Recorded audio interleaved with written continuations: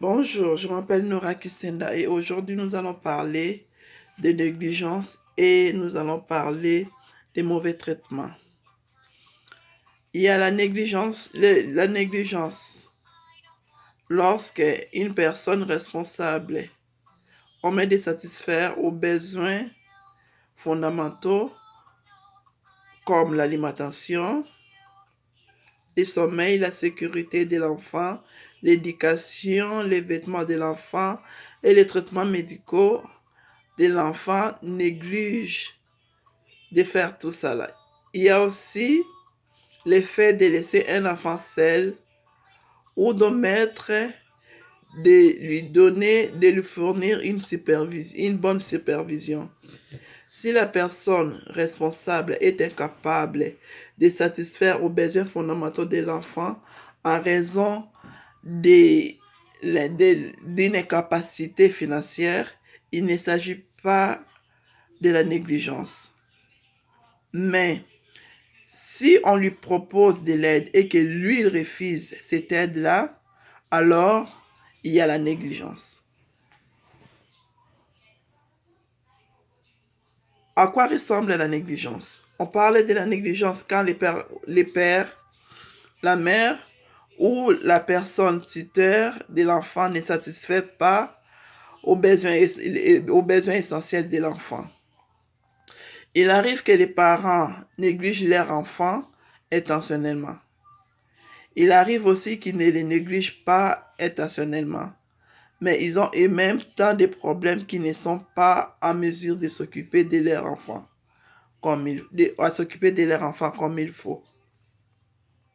Par exemple, c'est peut-être le fait de ne pas donner de la nourriture convenable ou des vêtements chauds à l'enfant. Ne pas lui procurer un lieu de vie sûr et chauffé. Ne pas s'assurer que l'enfant fasse régulièrement sa toilette. Ne pas fournir les soins de santé ou les médicaments qu'il faut. Ne pas faire attention aux besoins émotionnels de l'enfant. Ne pas prévenir les préjudices corporels. Ne pas s'assurer que l'enfant est surveillé comme il faut. Tout cela fait partie de la négligence. Il y a aussi les mauvais traitements. Dans les mauvais traitements, on a 3 types de mauvais traitements.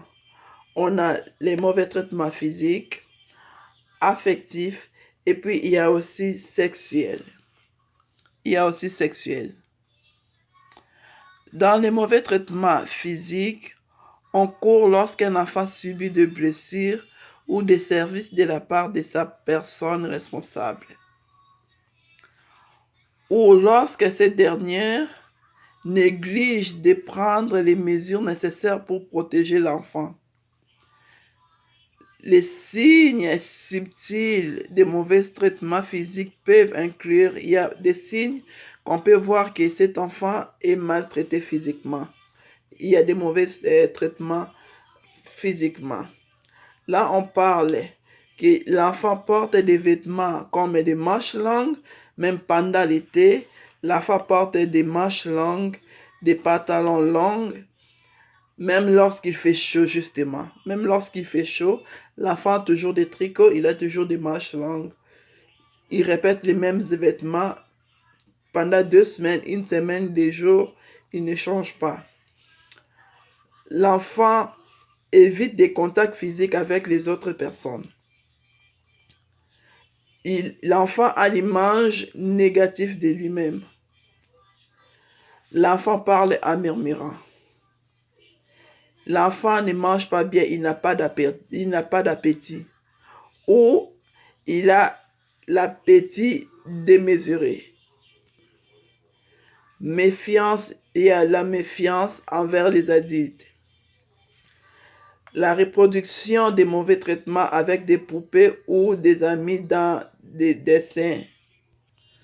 On reconnaît les mauvais traitements aussi lorsqu'il y a une baisse soudaine des rendements scolaires. Là, il y a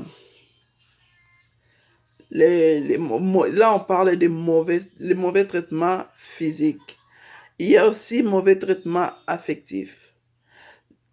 Les mauvais traitements affectifs ont cours lorsqu'une personne responsable traite un enfant d'une façon très négative qui détruit l'estime de soi ou l'image de soi. Les signes subis de mauvais traitements affectifs peuvent inclure changement soudain de la confiance en soi, maux de tête ou d'estomac sans motif, comportement destructeur, perd énormément ou cauchemar plus fréquent. On voit peur énormément ou cauchemar plus fréquent. Manifestation d'affection désespérée. Troubles de comportement. L'enfant qui mord. L'enfant se cogne la tête. Parce qu'on voit, il y a d'autres enfants, quand ils se fâchent, même quand il y a discussion avec son ami, il mord. L'enfant qui frappe la tête contre le mur, quand il se fâche, il cogne sa tête contre le mur. L'enfant l'enfant se frustre facilement. Comportement extrême, l'enfant est désobéissant ou trop docile.